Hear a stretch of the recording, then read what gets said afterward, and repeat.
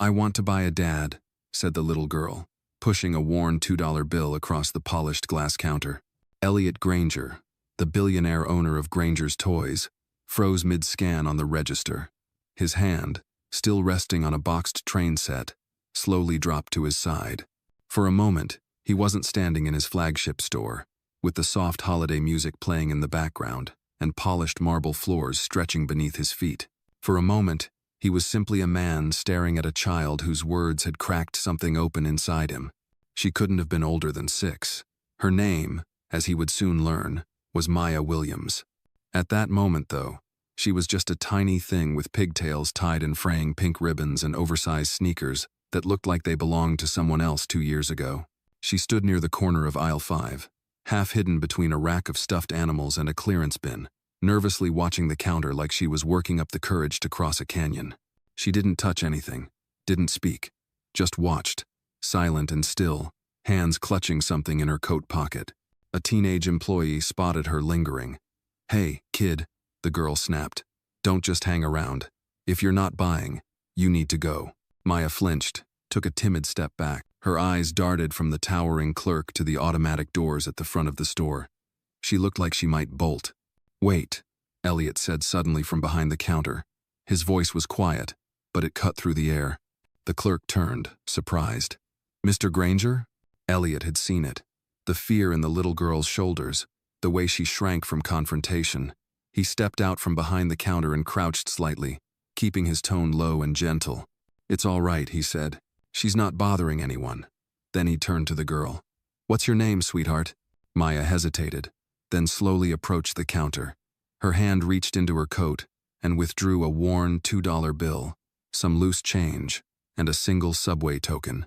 "I want to buy a dad," she said, her voice quiet but firm. Elliot blinked. Around them, the store's normal cheer had gone still. The jingling music continued overhead, but the chatter from customers had quieted. A few adults nearby had stopped in their tracks. Even the teenage cashier stood frozen. "What did you say?" Elliot asked gently, kneeling to her level.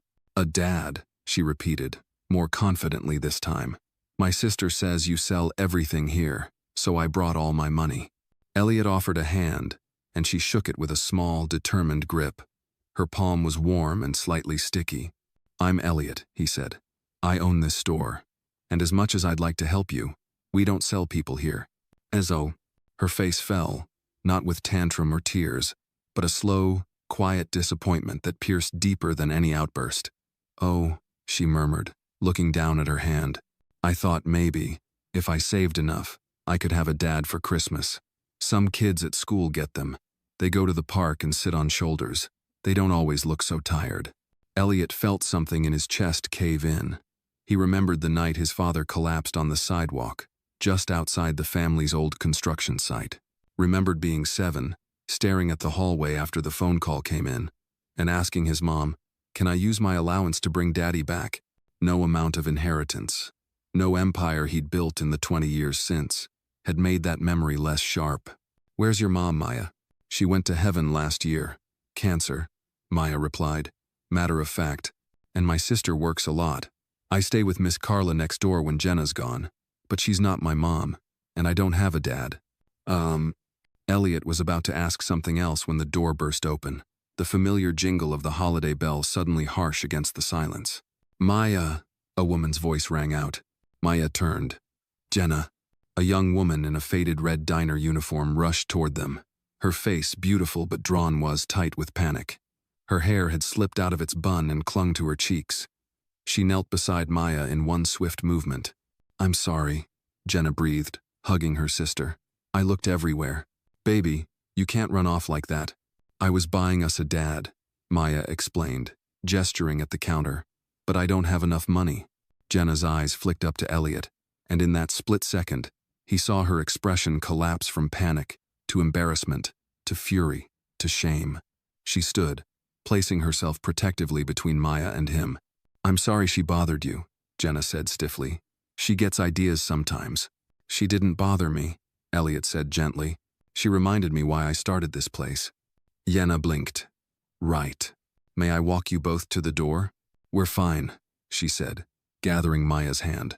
As they turned to go, Elliot stood still, watching the two small figures head toward the exit. The little girl had tried to buy something the world told her she didn't deserve, and the woman raising her carried that burden alone, held together with coffee stains and overnight shifts. Just before they stepped outside, he called out, "Wait." Jenna stopped, just for a moment, and turned. "Your name," he said. "What was it?" "Jenna. Jenna Williams." He gave her a small nod, not expecting a smile in return, but she gave him one anyway. Just the faintest curve, worn and wary. Then they were gone. And Elliot Granger, billionaire, childless, and alone, stood behind the counter of his own empire, shaken by a girl with a dinosaur button and $2 to spare for a father. And for the first time in a decade, he didn't feel so sure that money could fix everything. That night, Elliot Granger sat alone in his penthouse office overlooking Fifth Avenue, the city lights flickering through the tall windows like restless thoughts. The leather chair beneath him groaned softly as he leaned forward, elbows on the mahogany desk, staring blankly at the open file in front of him, a product pitch for a digital toy line he couldn't bring himself to care about. The little girl's voice kept echoing in his mind. "I want to buy a dad." Elliot had heard a lot of things in his life: business pitches, investor threats, desperate employees begging for one more chance. But nothing stuck like that single sentence. Not since he was a boy himself, standing over his father's casket with a pocket full of marbles and the naive hope that if he dropped in enough, maybe God would trade. He sighed, rubbing his temple. The city moved without pause below. But up here, time felt slow, like something sacred had been interrupted. He tapped the intercom. "Call Marshall," he said. A moment later, his assistant's voice replied, "Yes, sir? Find out everything you can about a Jenna Williams. Late 20s, lives in the Bronx. She has a younger sister named Maya, about 6 or 7. Understood, sir." Elliot leaned back, feeling both uneasy and oddly determined.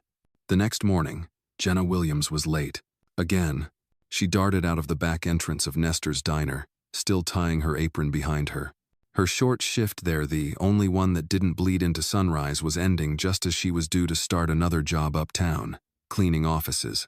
Between that and her evening hours at the laundromat and weekend babysitting gigs, she barely had time to breathe, let alone think. 4 jobs, 4 different uniforms, and none of them paid enough. She reached the subway platform just as the doors hissed shut. The train roared away, leaving her standing there, panting, eyes wet with exhaustion she didn't dare let fall. She reached into her coat pocket and found the little dinosaur pin Maya's. Her heart tightened.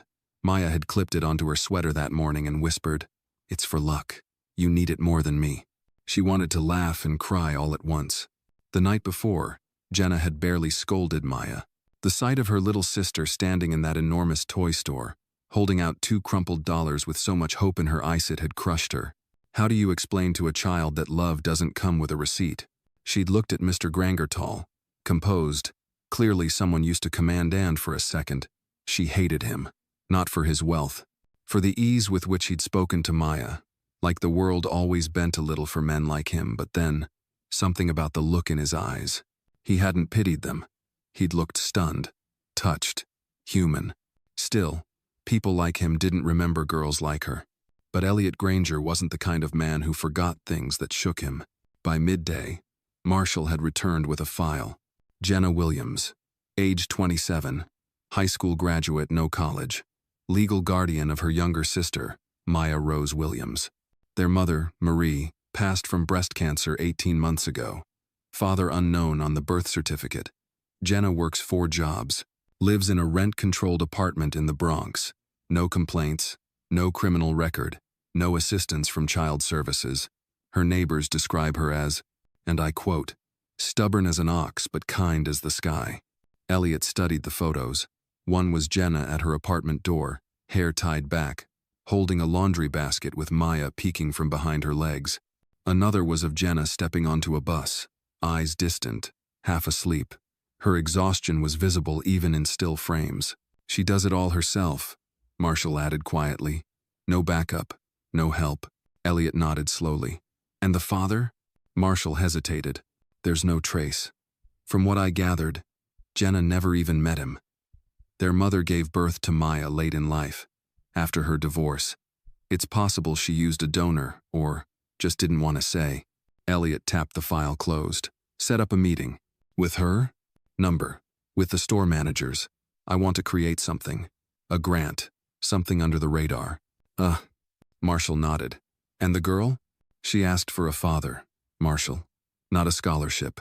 I can't give her what she wants. But maybe I can give her sister the tools to keep being what she already is, a damn miracle. That evening, Jenna's fourth shift at the laundromat dragged into midnight. As she folded clothes under the humming buzz of broken fluorescent lights, the bell over the door jingled. She looked up. A tall man in a navy coat stood there, holding a large paper bag. I'm sorry, she said automatically, brushing hair from her forehead. We're closing up. I know, he said, stepping forward. But I thought you could use dinner. She froze. Mr. Granger? He offered the bag. Pulled pork sandwiches from Clark's and real sweet tea. Maya told me you skip meals. Jenna stared at him, lips parting. How did you? She reminds me of someone I used to be. A long silence stretched. She didn't move. I'm not here to pity you, he said. I don't want to save you. You don't need that. I just wanted to say, thank you, for keeping her hope alive. Jenna finally took the bag, her hands trembling. Why are you really here? Elliot hesitated, then said softly, because a little girl offered me $2 and reminded me what wealth really is. If you felt something too, give Jenna and Maya a like. And don't forget to share where you're watching this video from. You never know. Someone right near you might be watching it too. Jenna blinked hard, and for the first time in years, she didn't feel alone. Rain tapped against the window pane in steady rhythm as Maya sat cross-legged on the old braided rug in their apartment. The tiny living room smelled faintly of fried onions from dinner and lavender from the sachets her sister tucked into drawers to keep the roaches at bay. Her new doll sat in her lap, the one Mr. Granger had given her 2 nights ago, wrapped in tissue and ribbon like something out of a dream. She hadn't let it go since. It wasn't just a doll. It was soft and brown like her, with braids like hers and a dress that looked like something from a storybook. Maya named her Hope. She whispered secrets into her ear at bedtime, and even offered her a bite of her grilled cheese at lunch. But today, as she fidgeted with the doll's back buttons, something clicked inside. Literally. Maya froze, ears perked. She turned the doll around again, fingers feeling along the seam behind its hairline. There was a tiny bump barely noticeable. With one tug, a flap opened. Inside was a tiny folded note and something else. A golden pin shaped like a compass rose. She held her breath and unfolded the note. It read, "For the brave one who sees what others overlook. This is not a toy. It's a key. Keep it safe. E.G." Maya stared at it, mouth ajar. Her heart pounded like it did when she played hide and seek and heard footsteps drawing near. She looked at the doll again. Was this a game? A secret treasure hunt? Or was it something else? She glanced toward the kitchen, where Jenna was busy sorting bills by the flickering stove light. Her sister looked tired, eyes rimmed red, her fingers rubbing her temples the way she did when the numbers didn't add up. Maya hesitated. She didn't want to add to the weight Jenna already carried, so she folded the note carefully, tucked it back inside the doll, and zipped her lips shut. For now, downtown, Elliot Granger sat in a boardroom where the air was thick with money and thin on patience. Executives from his advisory committee droned on about quarterly forecasts and the global toy market's shrinking demographics. He wasn't listening. His mind was still in the Bronx, picturing the girl with wide eyes and trembling hands, holding out her $2 like it was a treasure. And Jenna, standing in that laundromat with her chin high and her voice steady even when the world was anything but. Elliot? He looked up. What? Lawrence Chen, the CFO, frowned. We were asking if you'd reviewed the security protocols regarding Project Castor. There's been chatter on the dark web encrypted files with matching hashes. We need clearance to initiate a full internal sweep. Elliot's expression darkened. No, not yet. But if someone leaks. I said not yet. Elliot snapped, then softened. Give me 2 hours. If I don't have answers by then, you get your sweep. Heads nodded, but unease rippled through the room. Afterward, in the privacy of his office, Elliot opened a secure drawer and retrieved a flat black case. Inside lay an identical compass-shaped pintha twin of the one hidden in Maya's doll. A relic. A marker. He pressed the pin gently, and a faint glow pulsed along its edge. Only a few people in the world knew what it meant. Fewer still had ever held one. And now, so did a 6-year-old girl. That weekend, Jenna noticed a change in Maya. She was quieter, more thoughtful. She played less and watched more. Her questions came in curious bursts. "Sis, what does it mean to be chosen? What if someone gives you a gift but doesn't tell you why? Can people be hiding something good, not just bad?" Jenna tried to answer as best she could, brushing off the worry in her chest. But one night, after Maya had fallen asleep with the doll clutched to her chest, Jenna picked it up to adjust the blanket and felt the bump. She hesitated. Then, gently, she found the flap and opened it. The note spilled into her hand. She read it once, twice, then turned pale. This was no toy, and this wasn't a coincidence. The next morning, Jenna waited outside the toy store before opening hours. She didn't care about appointments or social standing. She needed answers. To her surprise, Elliot Granger was already there, pacing near the display windows like a man trying to walk away from his own conscience. When he saw her, he straightened. "You found it," he said quietly.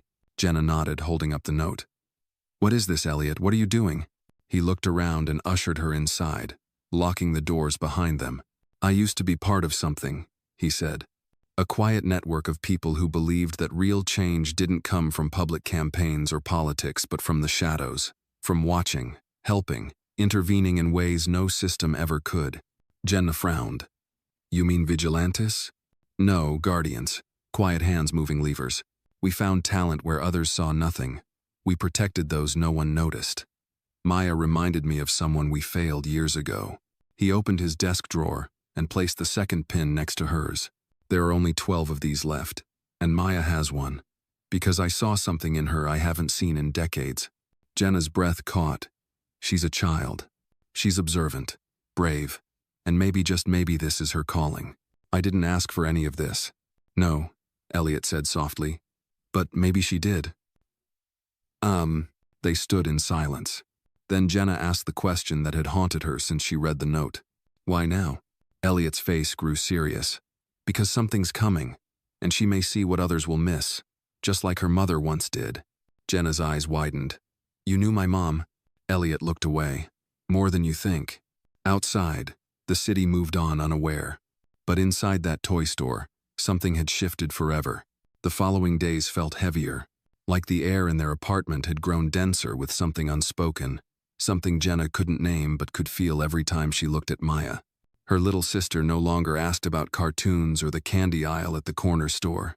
Instead, she stared at people on the subway, silently studying their faces, watching, always watching. One morning, while waiting for the laundromat dryer to finish, Maya tugged on Jenna's sleeve. "Did Mom ever have a secret job?" she asked. Jenna looked down sharply. "What?" Mr. Granger said something, about how she saw things others didn't. Jenna knelt, cupping Maya's face. "Sweetheart, Mom worked 2 shifts cleaning hotel rooms and still had time to kiss us goodnight. That was her job. But did she do anything else?" Maya insisted. "Like, help people in secret?" Jenna didn't answer right away, because truthfully, she didn't know. Their mother had always carried a quiet gravity, a certain way of listening without blinking, of seeing beyond the surface. And sometimes, in the middle of the night, Jenna had caught her at the window, murmuring names under her breath. Names Jenna never recognized. That night, after Maya was tucked in, Jenna pulled out an old shoebox from the closet. Their mother's keepsakes, pressed flowers, a broken pocket watch, a single worn photograph of her with a man Jenna had never met. And at the bottom, wrapped in a plastic bag, was a crumpled napkin with smudged ink. The name written across it made her blood turn cold. Elliot Granger. The next day, Jenna returned to the toy store. It was quiet, early. A light fog clung to the glass, and Elliot was already inside, polishing a wooden train with a cloth like it held the answers to life's questions. "I found something," Jenna said, walking in before he could unlock the door. He looked up. She laid the napkin on the counter. "She wrote your name. On this." "Why?" Elliot's face didn't change much, but his eyes told the truth. Sadness, guilt, something like shame. She was my contact, he said quietly. Before she became a mother, she worked with us. In Memphis, then DC, and for a brief time, New York. Jenna's throat tightened. So it is true. She left the group after something went wrong. A mission in Raleigh. An informant was burned. She blamed herself. She wanted out. She never told us, Jenna said, barely above a whisper. She was protecting you. A silence settled between them. Then Jenna asked, "Why now? Why Maya?" Elliot folded his hands. "We're reactivating a search project, Castor. It's not a mission. It's a safeguard. Something from decades ago resurfaced. A database of names. Children. Adults. Quiet heroes. All flagged for surveillance by people who wanted them silenced. We thought it was gone. But it's not," Jenna guessed. "Number. Someone's selling pieces of it." And Maya found the first breadcrumb. By accident. Or maybe not. Jenna's voice broke. "She's 6. Elliot nodded. "And she's already more aware than most adults I know." That night, Jenna sat Maya down. "I want to tell you something," she said gently. "About Mom." Maya blinked slowly. "She was one of them, wasn't she?" Jenna paused. "She was strong, braver than we ever knew. She helped people, in secret, quietly." "Oh." Maya nodded solemnly. Her small fingers clutched around the doll's waist. "Then maybe that's why I have it now. Maybe." Jenna reached over and brushed a strand of hair behind Maya's ear. "But no matter what happens, you tell me everything. Okay?" Maya nodded. "Even if it's weird?" "Especially if it's weird." Maya smiled for the first time in days. Then she said, "I think the man in the alley is watching us." Jenna's body stiffened. "What man?" "The one with the long coat. He doesn't blink. I saw him near the store, then near the school. He's like a shadow." Jenna stood abruptly and went to the window. The street below looked normal: cars, a dog walker, a woman pushing a stroller. But she knew better than to doubt Maya now. Elliot had said something was coming, and maybe it already had. The next morning, Jenna walked Maya to school herself, scanning every face, every parked van, every open window. Nothing felt right. At the school gate, Maya hesitated before going in. "Will you tell Mr. Granger?" she asked. "About the man? Number about the doll, and the key, and what I read last night." Jenna froze. "What did you read?" Maya dug into her backpack and handed Jenna a folded piece of paper. Not the same note as before. This one looked older, stained. "I found it under the doll's stuffing. It was hidden deep. I almost didn't see it." Jenna opened the paper. In faded handwriting it read, "If you're reading this, the list has been activated. Look for the initials CD and the phrase Blue Harvest. Trust no one in uniform. And don't forget the name, Raynard Walters." Jenna felt the ground shift beneath her. "Where did you say you found this?" Maya whispered. "Inside Hope's chest, tucked in the corner." That evening, Jenna didn't go home. She took the train to the Lower East Side, found an old contact her mother once spoke about, a man named Theo who ran a bookstore without a sign. He let her in after hours.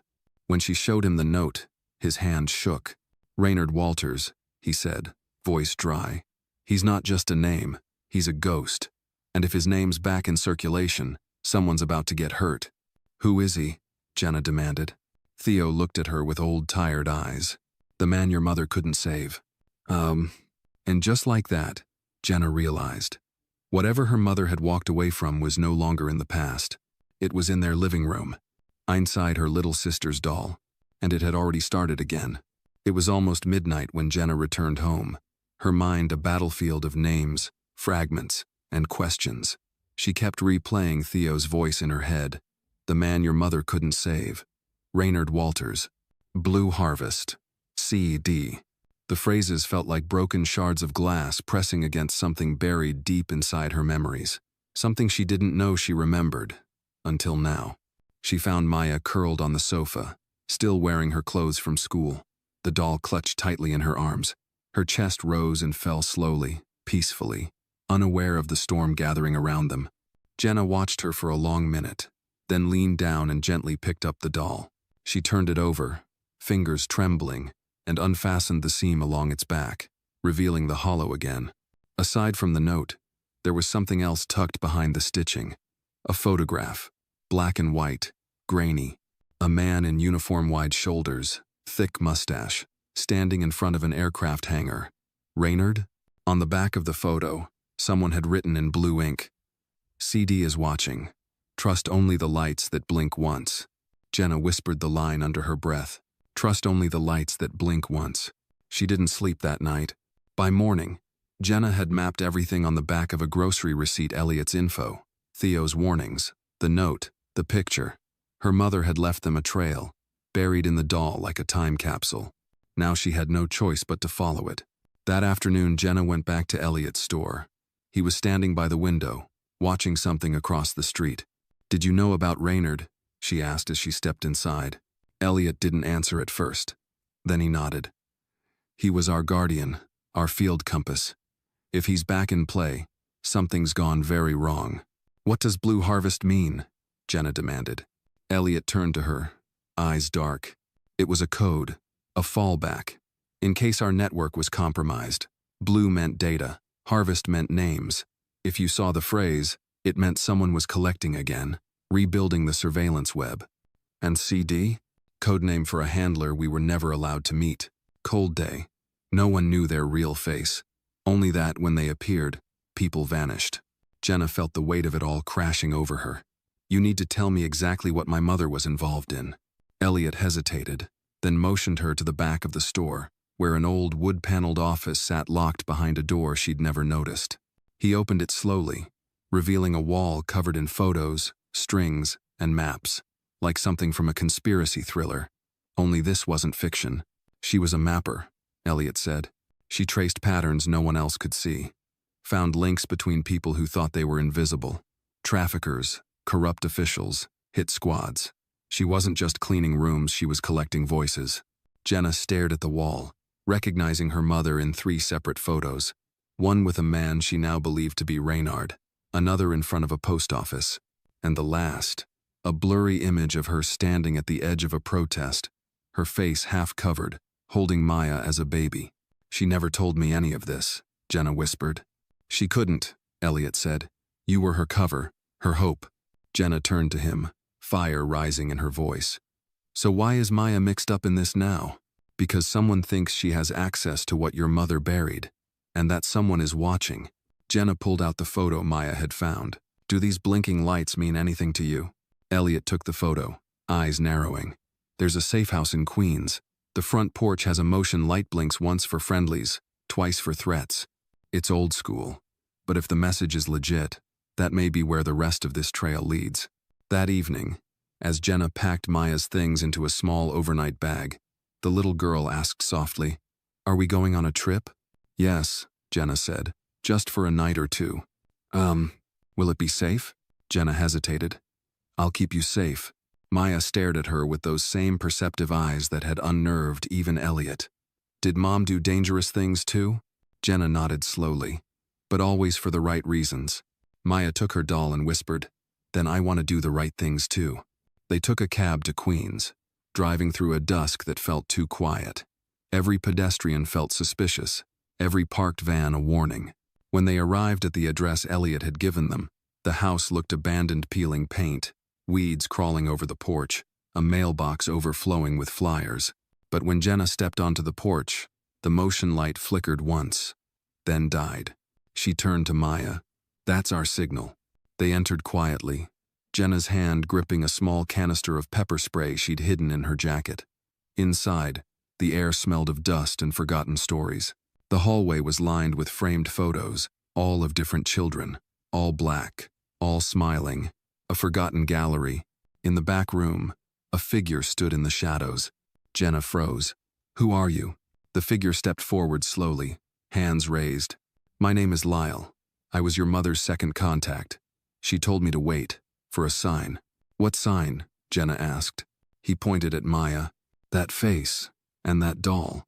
She said one day they'd come back together." Jenna's voice cracked. "Do you know what she hid?" Lyle nodded and reached into a drawer, pulling out a metal case the size of a book. He handed it to Maya. She said only the girl would open it. Maya looked at the lock, then reached into her doll's pouch and pulled out the key. The case clicked open, Inside was a drive, a single USB, labeled in red, Project Redemption. Lyle stepped back. That drive has the names of every official who signed off on surveillance orders against children like you. Why?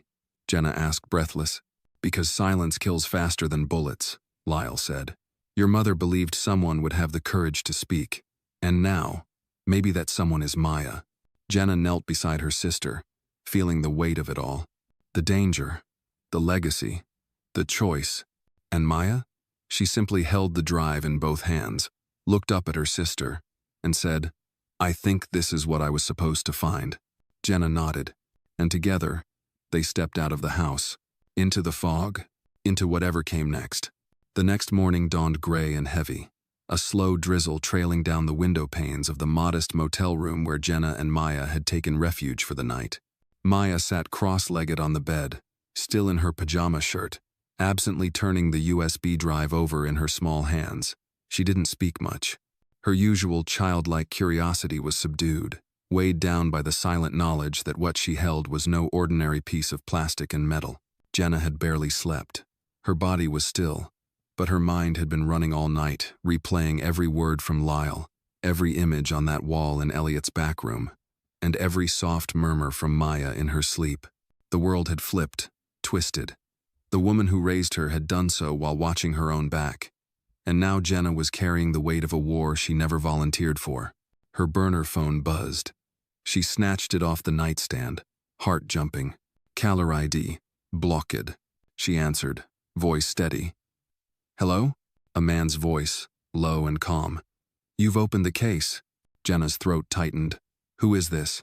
I'm the one your mother was meant to meet before she disappeared. But she never made it. They got to her first. Jenna's breath hitched. Your CD? A short pause.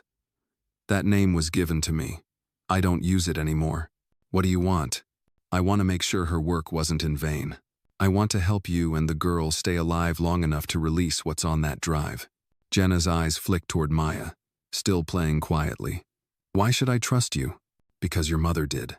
And because if you don't move in the next 6 hours, your location will no longer be a secret. Jenna's spine stiffened. You're saying someone's coming? Not someone. Many. And they won't knock.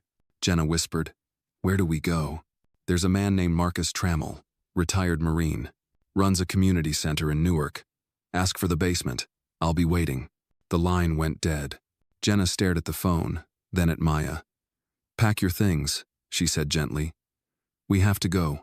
The ride to Newark was a blur of traffic, tension, and fast food wrappers. Maya quietly watched out the window, her reflection ghostly in the glass. Jenna's hand remained clenched around the USB drive in her coat pocket the entire way. They arrived at the community center around noon. It was a red brick building nestled between two empty lots. A group of teenagers played basketball on the cracked court out front. An old man swept the sidewalk while humming an old Otis Redding tune. Inside, the center smelled like hardwood floors, sweat, and cafeteria lunches in odd comfort that reminded Jenna of middle school field trips.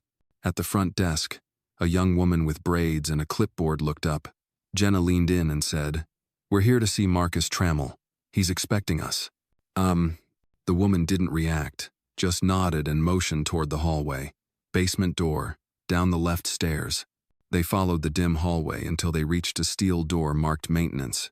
Jenna knocked twice. It creaked open. Marcus was built like a fridge with eye stall, broad-shouldered, mid-50s, with salt and pepper stubble and a limp in his right leg. He wore a plain black hoodie and jeans, but his eyes were all soldier. You Jenna? He asked. She nodded. And that's the girl? Maya. He stepped aside. Come in. The basement was surprisingly warm, lined with old bookshelves, 2 folding tables, and a battered couch. But at the center stood a small terminal wired to a secure satellite link. I've kept this rig off-grid for 7 years, Marcus said. But for this, I'll risk it. Jenna handed him the drive. Before you open it, what exactly are we going to find? He glanced at Maya. The past and the future. He plugged it in. Lines of code blinked across the screen, followed by folders labeled with date stamps and cryptic tags. Sunflower 13, Dust Post South, Indigo Cell, and finally, Echo Kid. Marcus clicked the last one. Up popped thousands of surveillance logs, audio recordings, intercepted messages, photographs, most centered around families, particularly black families, being tracked under the guise of educational support programs or behavioral health assessments. It was systematic, institutional, and invisible to the public. Marcus's jaw tightened. My God, this isn't surveillance. This is social engineering. Jenna stepped closer. You're saying they weren't just watching. They were shaping outcomes? Failing certain kids on purpose, redirecting funding, even tipping off police about so-called problem households that didn't really exist. Maya whispered. So, they were hurting people like us? Jenna knelt beside her. Yes, baby. But now we're going to stop them. Marcus looked at both of them. You realize if you release this, it'll destroy more than reputations. There will be lawsuits, investigations, maybe even trials. Jenna said quietly. That's what my mother died for. Marcus nodded, eyes gleaming. Then we start tonight. Later that evening, after a quick meal and a few rounds of password encryption, Marcus opened a secure comm line to an old contact in D.C., a journalist named Camille Booker, who once blew the whistle on voter suppression in Alabama. They sent her a sample of the logs, enough to catch her attention. Where did you get this? She demanded over the speaker. My sister, Jenna said, and a woman who gave her life for the truth. Camille paused. I'll need 72 hours, then it goes live. Jenna closed her eyes. That's all we need. Maya tugged at her sleeve. Can I do something too? Jenna smiled. You already have, sweetheart. But that night, as Maya drifted to sleep on the basement couch and Jenna sat beside her, a shadow moved across the security camera in the alley. Marcus frowned and reached for his sidearm. They're early, he said grimly. Jenna stood, heart racing. The game had begun, and they were no longer just survivors. They were the storm. The first sound was faint, just a soft metallic click from the alley camera feed. Marcus's eyes narrowed. He turned up the volume. Another faint scrape. Boots. Careful. Coordinated. Not street thugs. Not kids. Jenna rose from the floor, where she'd been tucking Maya under a fleece blanket. Her body tensed as she scanned Marcus's face. How many? He replied without looking at her. Too many for comfort. 4, maybe 5. Could be more out of frame. Tactical, not random. Jenna's breath caught.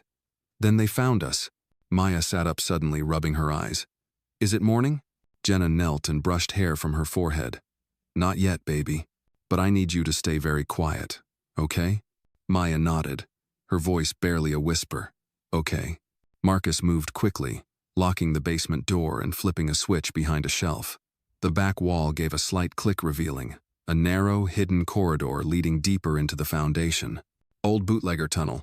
Runs beneath the alley into a neighboring building. You two go. I'll hold them. No, Jenna snapped. You're not staying here alone. Marcus's eyes didn't waver. It's not up for debate. You have the drive. You're the legacy. I'm just a man buying you time. Before she could argue further, a sudden, deep thud shook the ceiling. A battering ram. The main door upstairs. Maya let out a soft whimper. Jenna turned to her and whispered, Go with Marcus. Now. I'll be right behind you. Marcus handed Jenna a shortwave radio. Channel 3. I'll signal when it's clear or if you need to run. Jenna nodded. Stay alive. You too. She scooped Maya into her arms, pressing the USB drive tight against her chest. They ducked into the passage as Marcus sealed the panel behind them. From the other side of the wall came the sound of the upper door crashing open, followed by boots stomping down wooden stairs. Orders barked in clipped code, and the unmistakable crackle of military-grade comms. Jenna moved faster, feeling the cold concrete under her feet, her shoulder brushing against pipes and insulation. The tunnel smelled of mildew, and metal like time itself had been locked away. Maya clung to her silently. No tears now, just trust. At the end of the tunnel was another locked panel. Jenna pressed a lever, and it creaked open into a dusty maintenance room beneath a shuttered auto parts store. She pulled Maya through and shut it gently behind them, flipping the latch. Static buzzed in the shortwave. Then Marcus's voice, tight and breathless. 2 inside. Confirmed breach. Holding them at stairwell. Exit northeast. Don't double back. Jenna swallowed. Copy that. She looked at Maya. We have to go. No noise, okay? They crept through the store's side door and emerged into the early morning chill. Mist still hung over the asphalt. Everything was damp. They ran through back alleys, ducking dumpsters and fire escapes, the city both silent and complicit. Finally, they reached a small bus terminal. Jenna used the emergency funds from her coat small bills her mother had once packed into an envelope labeled Rainy Day, Real Rain. She bought 2 tickets to Trenton under false names. As they sat in the back row of the bus, Maya leaned her head on Jenna's arm. Is Mr. Marcus okay? Jenna looked out the window. He's brave. Like you. Am I brave? Jenna kissed the top of her head. You're the bravest person I know. The bus pulled out. Jenna kept one hand inside her coat, wrapped around the USB like a relic. They had escaped. For now. Across the river, back at the community center, the last of the masked intruders swept the basement. But there was no Jenna, no Maya, no USB. Only Marcus, seated in a steel chair, wrists zip-tied, blood trickling from a gash on his temple. He smiled through broken lips as one of the agents barked into a radio. They're gone. The target has slipped. The man in charge, a sharp-suited operative with a cold gaze, stepped forward. You stalled them. Why? Marcus's smile widened, despite the pain. Because you're the rot, and now the world will smell it. The agent's jaw tightened. Take him.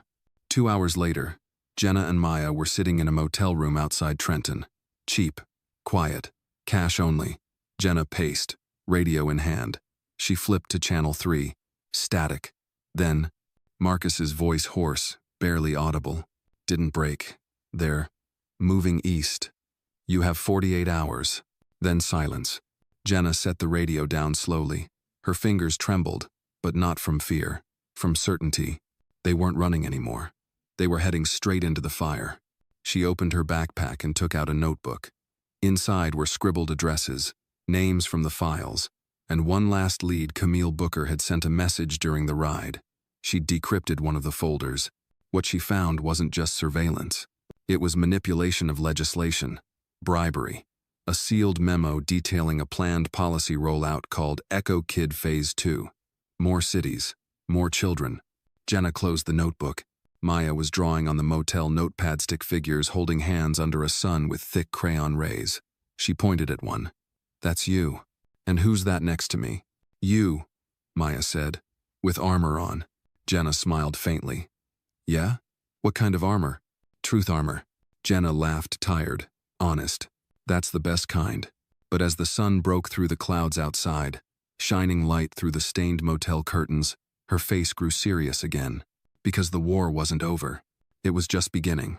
The diner sat off a cracked state highway, forgotten by time and saved only by truckers who still preferred bacon grease over prepackaged gas station fare.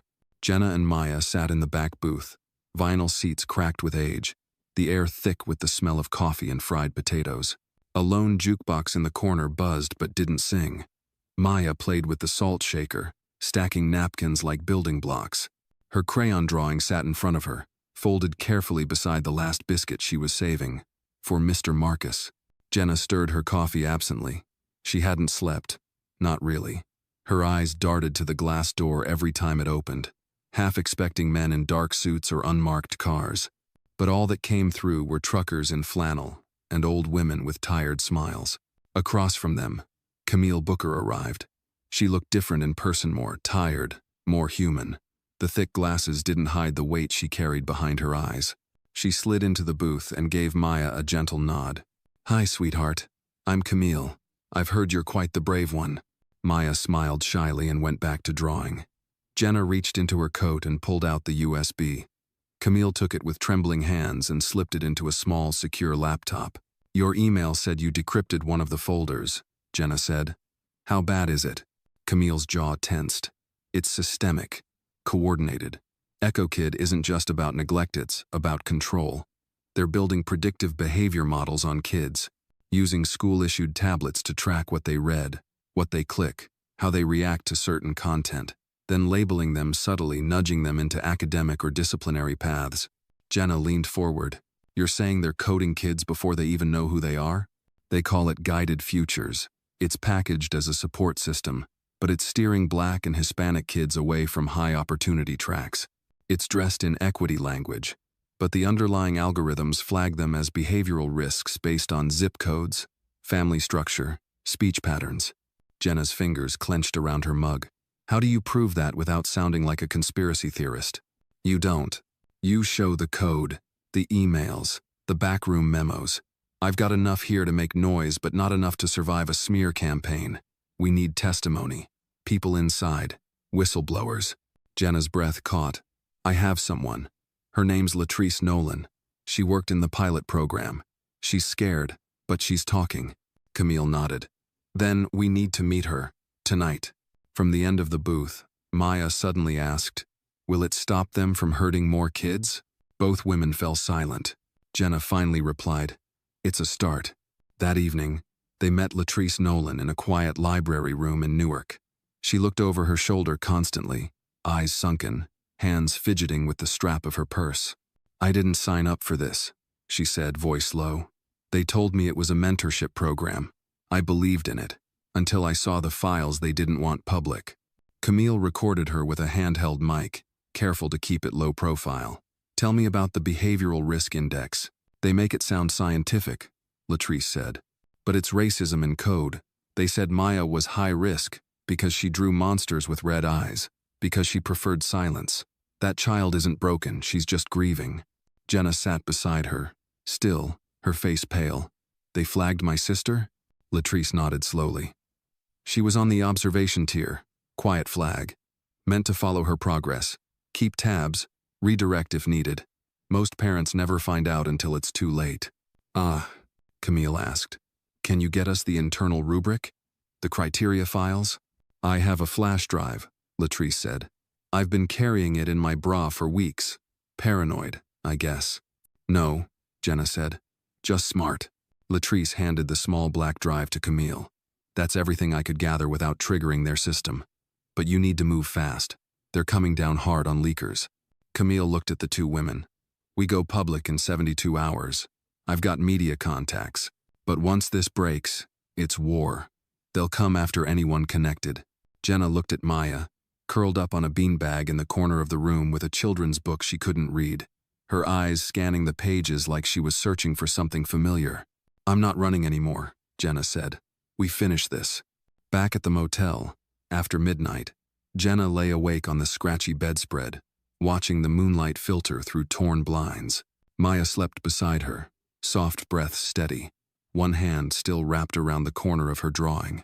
Camille was working on her laptop, fingers flying. The files Latrice had handed over weren't just internal memos, they contained correspondence between city officials, corporate donors, even political strategists. The money behind Echo Kid came from an education initiative called Future Now PAC, tied to national candidates. This isn't just a school system, Camille said softly. This is a blueprint for the next 20 years. Jenna sat up. So if we stop it here, we slow it everywhere, Camille finished. There was a long silence. Then Jenna asked, do you believe in justice? Camille didn't look up. I used to believe in exposure. Now I believe in consequences. Jenna nodded. Then let's deliver both. She pulled Maya's drawing from her coat pocket and laid it flat on the bedspread. It was the one she'd folded so carefully, the one with her in truth armor. For a moment, all the fear fell away, replaced by purpose. Tomorrow, they would begin the real fight.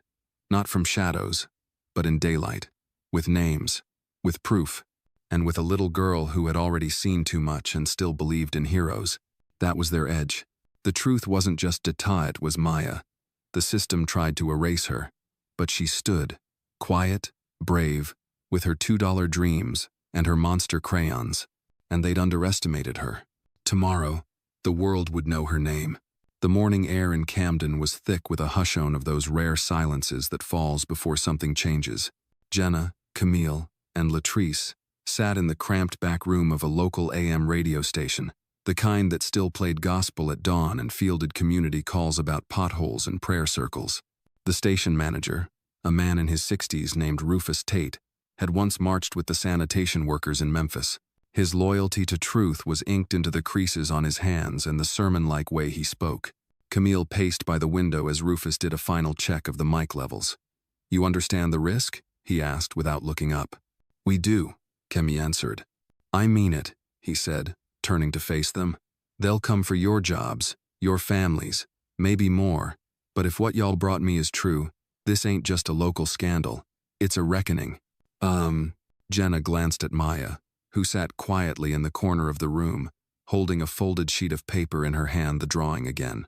This time, Maya had added 3 figures standing behind the little girl in armor: a tall woman with glasses, a tired-looking sister, and a lady with curly hair holding a microphone like a sword. Jenna took a deep breath. "Let's go live." At exactly 8:03 a.m., the airwaves crackled with Rufus Tate's familiar voice. "Good morning, Camden. This is Rufus Tate, and today's not your regular broadcast. Today we pull back the curtain." He introduced the guests only by first name. Camille spoke first, her voice calm, deliberate, backed by evidence. She explained the program, how Echo Kid operated under the guise of academic support while secretly profiling vulnerable children, especially black and brown kids, with predictive algorithms. Then Latrice shared her story, how she was misled, then threatened, how she'd watched good teachers be removed when they asked questions, how Maya, a grieving child, had been labeled a risk, not because she misbehaved but because she was quiet, because she didn't smile enough. Callers began flooding the line. A retired teacher in Trenton, a mother in Philadelphia who'd wondered why her son suddenly lost access to college prep, a pastor whose after-school program was defunded after a visit from unnamed district partners. The grief and rage poured in, one story after another, forming a mosaic of injustice that could no longer be denied. Then came the moment no one expected. "Would you like to speak, Maya?" Rufus asked gently, lowering the mic toward her. Maya looked at Jenna, unsure. Jenna knelt beside her. "You don't have to, but if you want to, they'll hear you." Maya nodded slowly. She climbed into the chair, the microphone almost too big for her small frame. "My name is Maya Williams," she said softly. "I miss my mom, and I don't know why people think I'm bad because I don't talk much, but I see things, and I draw what I feel, and I want to be someone who helps people. That's all." Dead silence on the line. Then the station's phone rang again. This time it wasn't a caller, it was a representative from a local news outlet asking for an interview. Another call came in, an attorney from Newark offering legal protection for Latrice and the others. Then another, an anonymous whistleblower from within the school board who said, "Check folder 11B, there's more." Camille's eyes widened. "We just lit the fuse." Hours later, social media exploded. The story was clipped, subtitled, and shared by major education justice groups. The hashtag number #EchoKidExposed trended nationally by mid-afternoon. Rufus's old station, usually overlooked, was now the epicenter of a media storm. By sunset, Camille's inbox was full. A junior developer from the program's software team sent code files proving how racial and economic data were used to steer student opportunities. An editor from a major newspaper wanted to run a front-page exposé. But amidst the chaos, Jenna stayed focused. She took Maya for ice cream at the corner shop. For the first time in a long while, they sat by the window and laughed, not because things were okay, but because they'd stopped hiding. "I heard what you said on the radio," Jenna said, licking her cone. Maya looked up. "Did I do okay?" "You did better than okay, kiddo," Jenna smiled. "You showed people the truth." They walked home as the streetlights flickered on. Cars passed slowly. Strangers nodded at them. Something unspoken had shifted. People saw them now not just as another struggling family, but as part of something bigger. As they neared the motel, Camille caught up with them, her phone in hand. "We need to talk," she said. "What is it?" Jenna asked. Camille turned the screen toward them. On it was a news alert from a national network. "Breaking. Major education company issues statement denying allegations, but internal review launched." "They're scared," Camille said. Jenna glanced at Maya, who looked back with quiet fire in her eyes. "Good," Jenna replied. "Let them be." In the distance, thunder rolled low and slow. A summer storm was coming. But for once, Jenna felt ready for it. She reached down and took Maya's hand, squeezing gently. "We're not just surviving anymore. We're changing the story." And for the first time in her life, she believed it. The rain came heavy that night, drumming against the windows of the motel like a steady knock at the door. Jenna sat at the edge of the bed, her arms around Maya, watching the thunderclouds roll across the television screen. On the floor, Camille had spread open a folder marked 11B, the one the anonymous caller had mentioned. The contents were nothing short of damning. There were memos, flagged reports, and handwritten annotations by district executives. But most troubling were the predictive model results. Spreadsheets full of names children, ages 6 to 12 are ranked by projected deviation, and next to many names, a code, DNR. Do not recommend, Camille whispered, voice shaking. They were using this to cut kids out of opportunities, not just scholarships, not just gifted programs. This is systemic isolation. Latrice leaned over, reading silently. And it gets worse. Look these field agent notes. They've been watching families, recording things. One note says, parent works multiple jobs, child likely unsupervised during weak potential liability. Jenna's jaw tightened. They're treating these kids like future problems to eliminate. And they're hiding it behind buzzwords like early intervention and community safety, Camille added. Suddenly, Maya got up and walked toward the window, the folder still in her hands. There's something else. What is it, baby? Jenna asked. I've seen that man before, Maya said, pointing to a photo clipped to one of the reports. It was a blurry shot of a well-dressed black man in a charcoal suit, shaking hands with the superintendent. That's Martin Kellogg, Camila said. He's the tech consultant who helped implement Echo Kid. He's always presented himself as a reformer. Maya's brow furrowed. He came to my school once. I saw him talk to the principal. And he looked at me like he knew something. Like I was already a number in his head. Jenna stepped closer to Camille. Where is he now? He's based in D.C. runs a think tank. But word is, he's planning to announce a new education initiative, probably to rebrand the same damn thing. Latrice crossed her arms. We can't let him get away with it. The next morning, they drove toward Trenton in silence. Rufus had connected them with a civil rights attorney named Lionel Hart, an aging but razor-sharp litigator known for bringing down corrupt housing officials in Newark during the 90s. He agreed to meet in person at a diner he'd owned for 30 years, a place called Juneberry's, where the biscuits were still made by hand and coffee never stopped pouring. Lionel looked at the documents, his eyes narrowing behind thick glasses. You realize this is bigger than a lawsuit. This is institutional targeting of children under the guise of protection. If we go public, there will be blowback.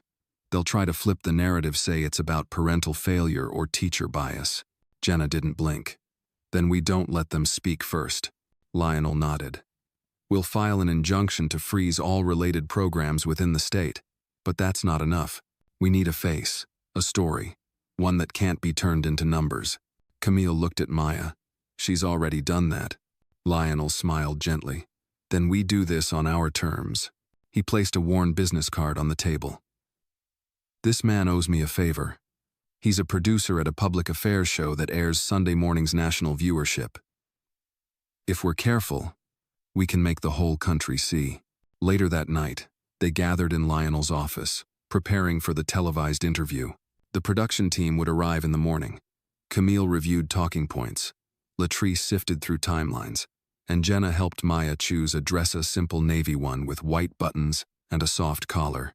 As Maya sat still, Jenna gently brushed her curls. You're going to be on television, baby. You okay? Maya nodded. Can I show them my drawing? Jenna paused. You want to bring it? I want people to see what I see. Jenna smiled, tears rising but not falling. Then you show them, sweetheart. Meanwhile, Camille stood alone in the hallway with Lionel. She's just a kid, she said. She shouldn't have to carry this. She's not carrying it alone, Lionel replied. And truth is, it's the children who always pay the price when the adults fail. Camille nodded, then whispered. There's something I haven't told them. That folder, it mentions a new trial site for the updated algorithm. It's scheduled to begin in 2 weeks. In a town just like this. Lionel's expression hardened. Then we stop it before it starts. By dawn, the production crew arrived.